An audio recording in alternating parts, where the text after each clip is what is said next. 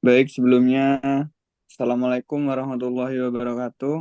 Di sini kami akan mempresentasikan mengenai hasil proposal yang sudah kami buat, yaitu mengenai sistem monitoring suhu dan ketinggian air kolam menggunakan sensor suhu DS18B20 dan sensor ultrasonik dengan akuator, motor DC, dan LED.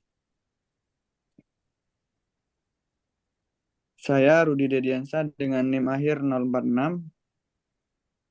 Saya Eza Bayu dengan 5 akhir 52. Saya Adam Febri dengan NIM 23 airan 86. Saya Kumaditya dengan NIM akhir 1088.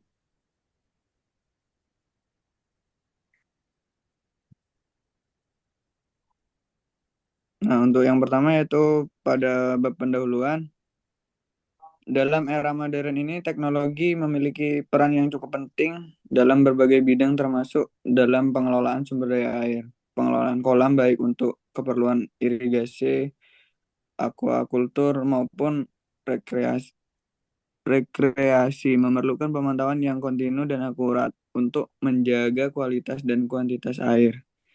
Ketinggian air ini yang tidak tepat menyebabkan berbagai masalah seperti kekurangan air untuk tanaman atau ikan. Sementara suhu air yang tidak sesuai dengan akan dapat mempengaruhi kesehatan dan pertumbuhan organisme yang ada di kolam tersebut.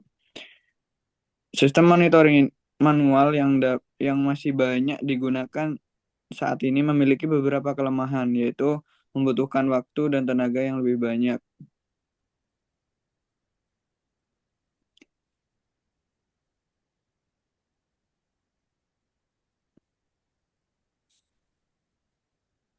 Diguna, digunakan saat ini memiliki beberapa kelemahan, antara lain membutuhkan waktu dan tenaga yang lebih banyak seringkali kurang akurat dalam pengukurannya. Tapi di sisi lain perkebunan teknologi sensor ini mikrokontroller menawarkan solusi yang efisien dan cukup akurat. Sensor ultrasonik seperti HCSR04 mampu mengukur jarak dengan presisi tinggi sehingga dapat digunakan untuk menentukan ketinggian air di dalam kolam. Sensor suhu seperti DS18B20 memberikan kemampuan untuk mengukur suhu air dengan akurasi yang cukup tinggi. Dengan adanya sistem monitoring otomatis ini, pengelolaan kolam air menjadi lebih efisien dan cukup efektif. Para petani, pengelola ikan, atau pemilik kolam renang dapat dengan mudah memantau kondisi kolam mereka tanpa perlu melakukan pemeriksaan manual yang memakan waktu. Selain itu, sistem ini juga dapat membantu mengurangi risiko kerusakan pada kolam dan meningkatkan produktivitas serta kesehatan organisme yang ada di dalamnya.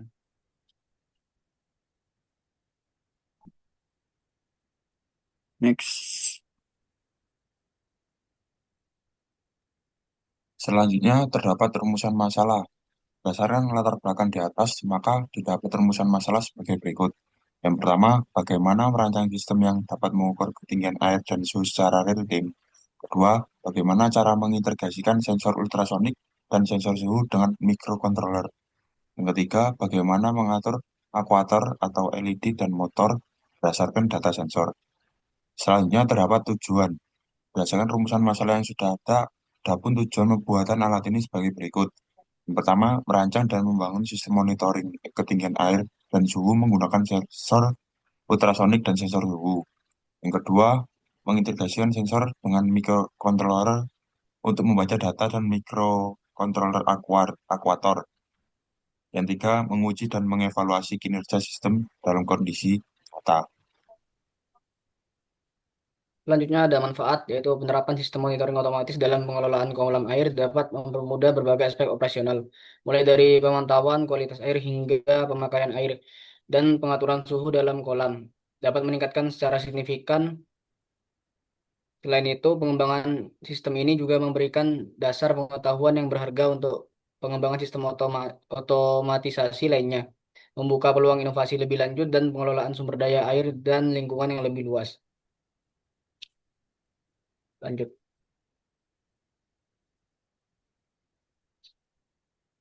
Selanjutnya ini ada bab 2 tinjauan pustaka. Yang pertama itu ada sensor DS18B20, yang selanjutnya ada sensor ultrasonic HCRS SR04. Selanjutnya ada resistor 220 ohm dan 1 k ohm, motor DC 5 volt, LED merah, kuning, hijau, Arduino Uno,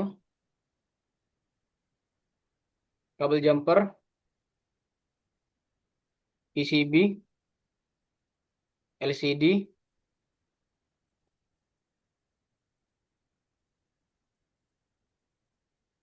Oke, baik. Kita lanjut ke bab 3, yaitu metodologi penelitian. Antara lain ada alat dan bahan berupa Arduino, sensor ultrasonic HCSR04, sensor suhu DS18B20.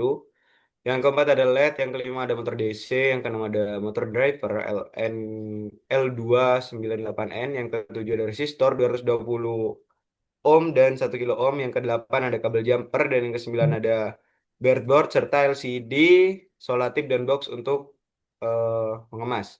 Selanjutnya kami ada flowchart penelitian, yaitu kita mulai dari input, yaitu mulai, terus ada pemrosesan, yaitu study data linear, yang ketiga yaitu ada design and project, yang keempat yaitu kita di sini melakukan perancangan alat. Jikalau itu berhasil, kita lanjut ke pengambilan data, penambah pembahasan dan kesimpulan serta selesai. Ataupun kalau kita dalam melakukan perancangan alat itu masih ada yang kurang, kita balik lagi ke desain dan project. Yang selanjutnya yaitu ada flowchart alat kerja.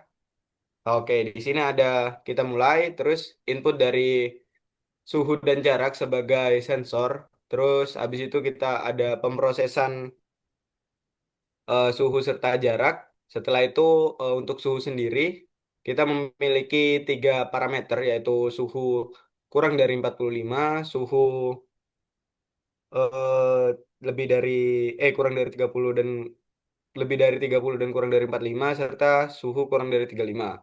Untuk suhu kurang dari 45 sendiri yaitu ditampilkan atau di outputkan, yaitu LED merah atau red itu menyala. Selain itu ada ketika suhu berada di antara 30 sampai 45 itu LED kuning menyala, dan suhu di bawah 30 itu LED hijau menyala. Output dari suhu tersebut akan ditampilkan di serial monitor berupa LCD dan selesai. Adapun output jarak, yang dimana jarak kurang dari 45 cm, maka motor akan on. Ketika jauh dari itu, maka motor akan off, dan itu semua akan ditampilkan di serial monitor ataupun LCD yang nantinya akan selesai. Oke, mungkin sekian rancangan dari proposal kami. Adapun beberapa bab lagi, yaitu membahas tentang codingan dan serta simulasi pembahasan dan juga kesimpulan, akan kami bahas lebih lanjut di laporan untuk proyek ini. Mungkin sekian yang bisa kelompok kami sampaikan. Kurang lebihnya mohon maaf. Wassalamualaikum warahmatullahi wabarakatuh. Selamat malam.